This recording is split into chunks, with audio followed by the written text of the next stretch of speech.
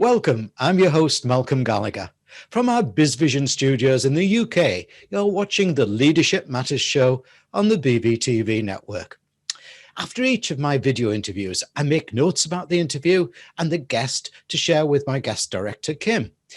In the case of my guest today, I put a bold "return soon" at the top of the notes, which is what he's kindly doing today. I resonate or connect with everything he says about leadership. But I think he also goes further by exemplifying what a conscious leader should be thinking and doing. And I'm totally committed to the fact that conscious leadership is the only way forward for thriving and sustainable businesses. So it's time to say, welcome back, Rocky Romanella. Well, it's a pleasure to be on the show, and it's great to see you again. And thanks for that. Welcome back quickly. I'm here as fast as I could. Right. Okay. Yeah. It's hard in lockdown, isn't it? You know, we can't travel otherwise, leaving on a jet plane. Right, Rocky, I'm so pleased to meet you again, and so soon, as you say. Thanks for that. Before we get into the meat of my questions, just remind viewers and listeners what it is that you do. Oh, and yes, tell them about the wheel nubs. Well, thank you, Malcolm. It's a pleasure to be back on the show. So quickly, 36-year UPS career. Started out unloading trailers part-time, working my way through college.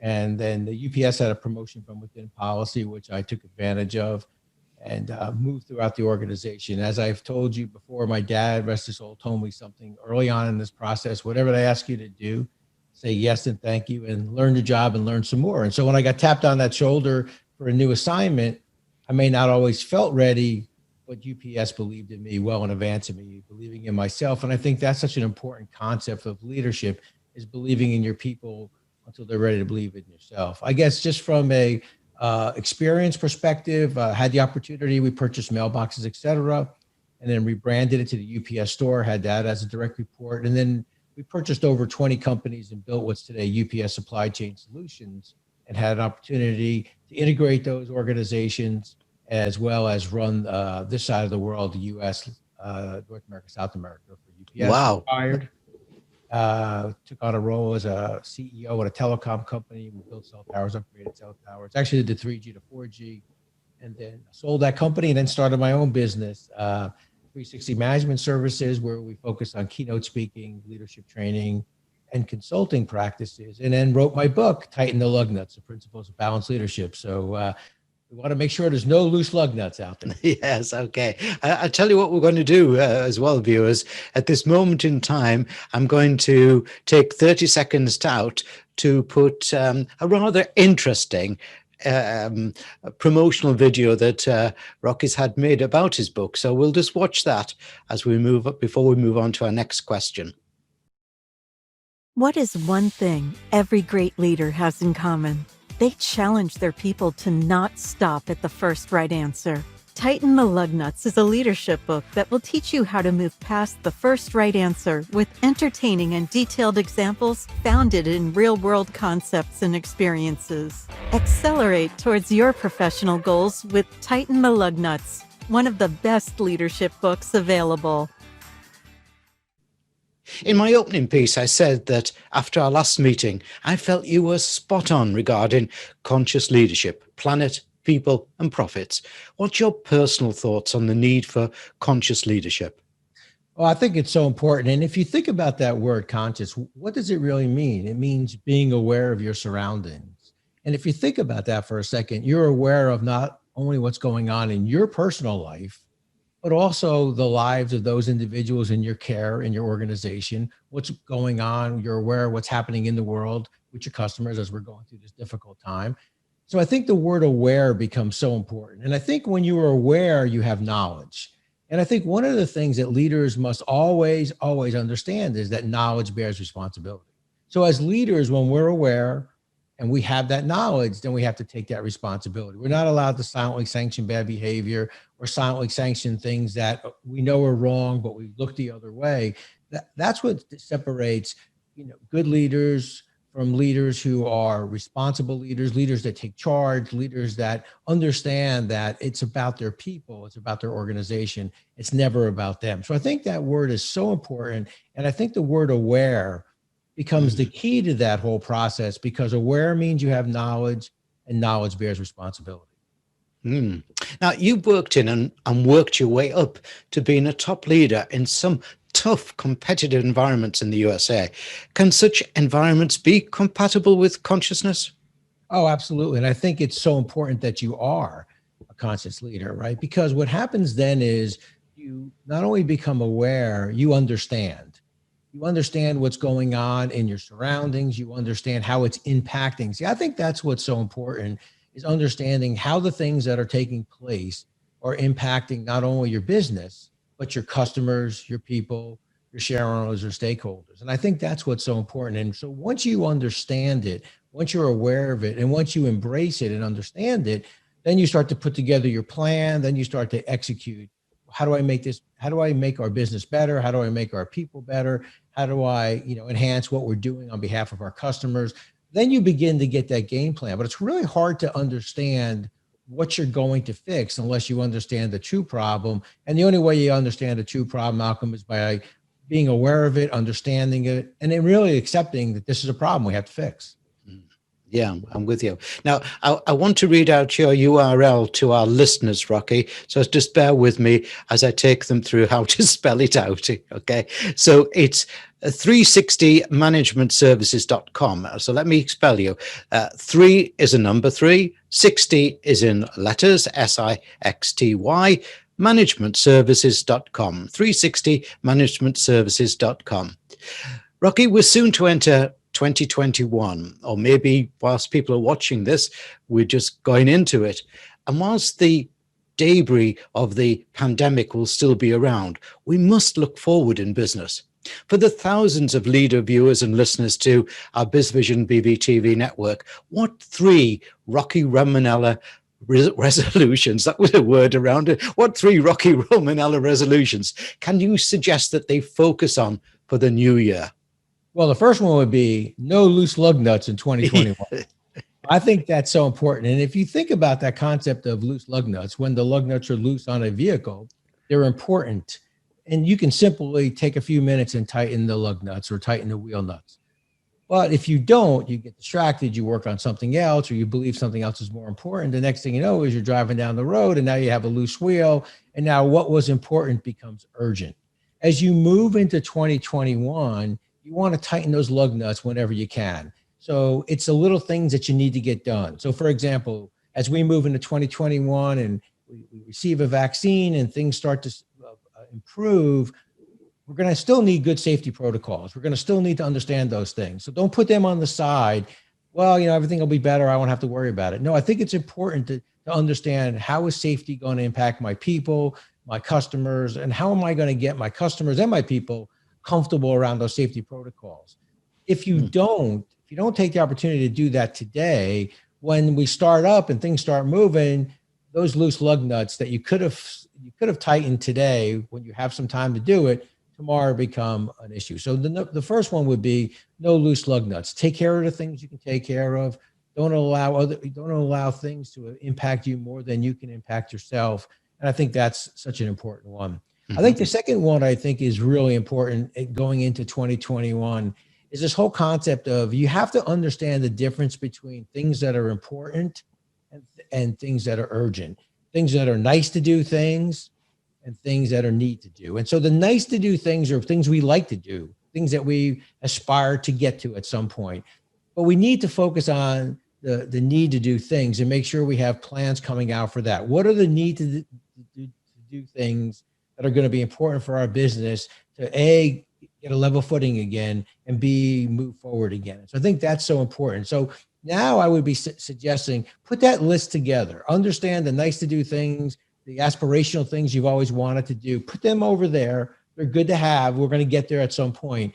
But what are the need to do things? What are the things we have to take care of, and put together that plan to do that? And the third thing I would say, and I talk a lot about this in my book, Tighten the Lug Nuts, is this concept of a 100-day plan.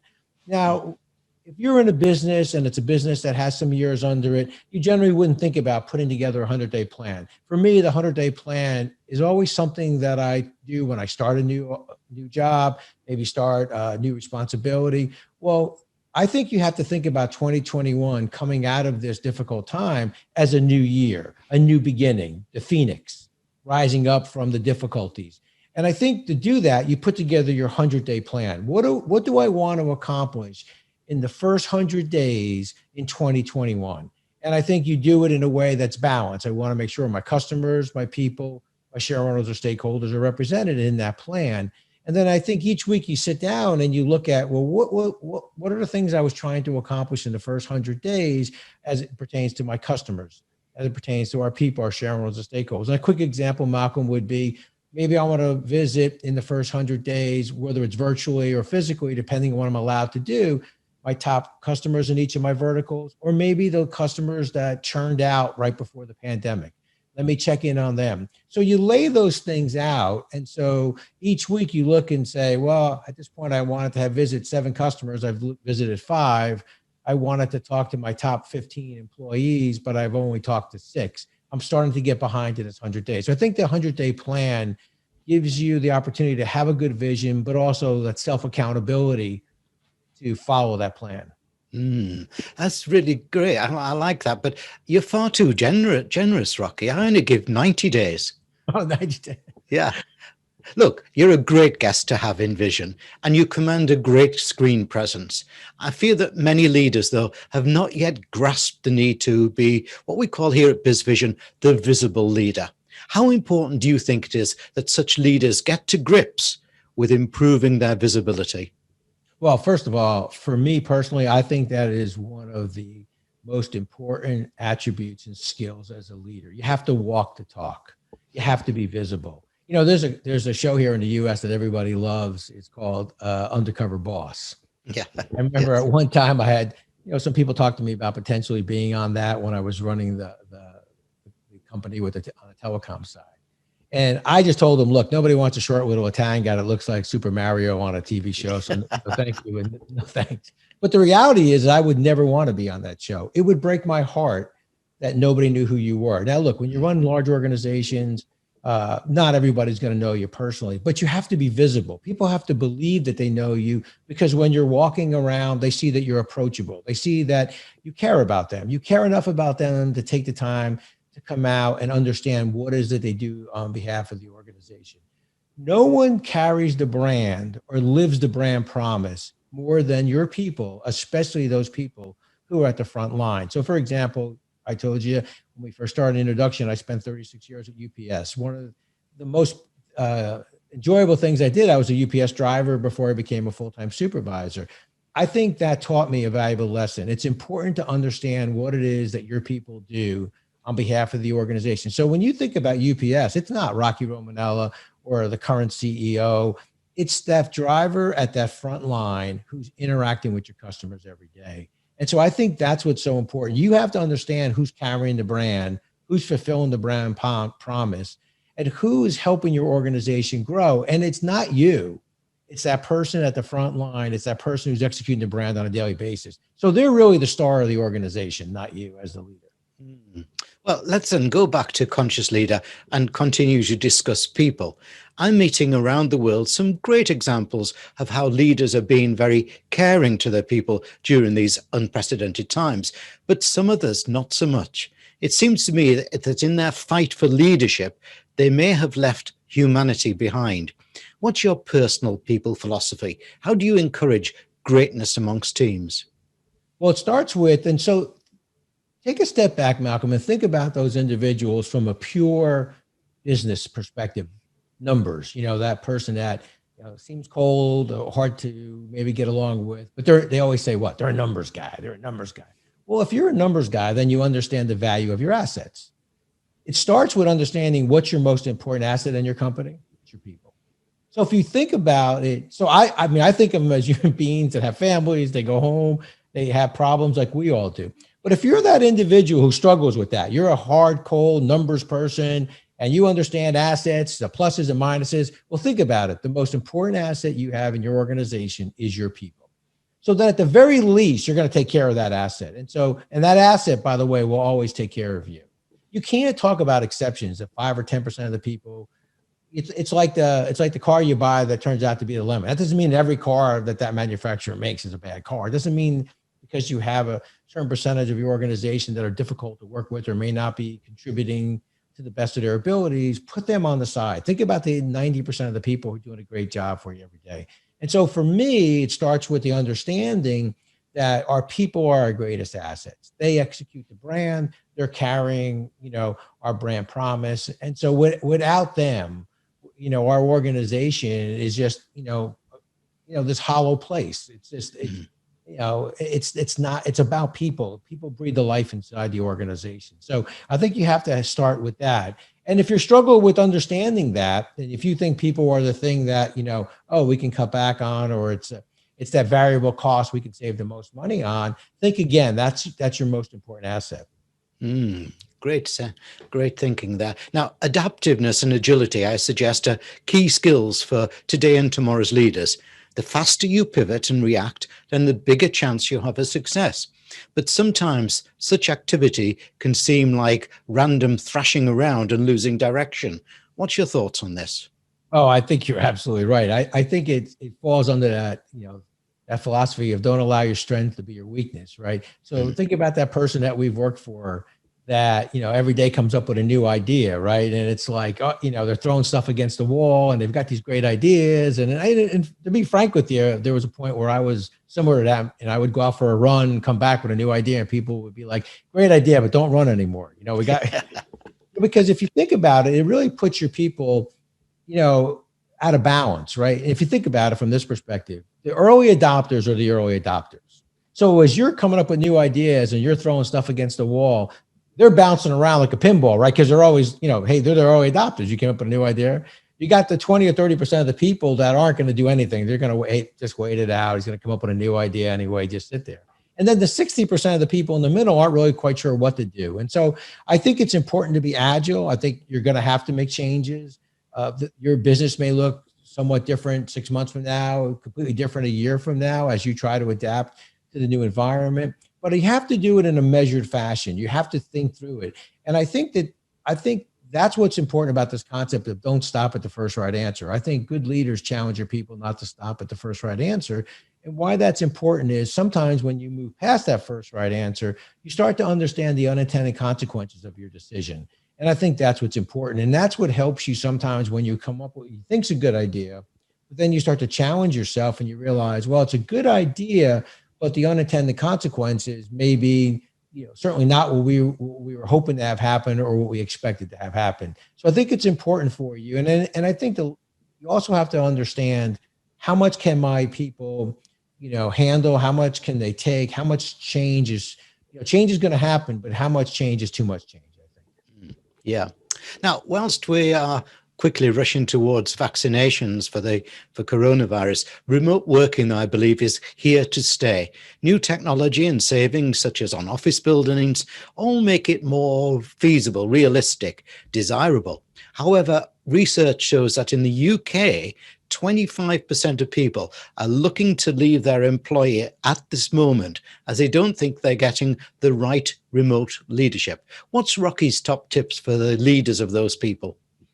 Well, I think go back to that original concept of conscious leader and that word aware. I think as the leader in an organization, you have to ask the right questions to make sure that your people are aware of what's going on with their people. So, for example, simple things like career planning discussions, raises. These are things that can't be done via text. You're going to have a conversation. Now, maybe we still won't be able to do it person to person in the same room, but can we do it remotely via Zoom? And do we take the time to do that? It's not a simple, hey, you know what? You look down at your phone, you got a text that said, hey, Malcolm, great job. Here's your raise.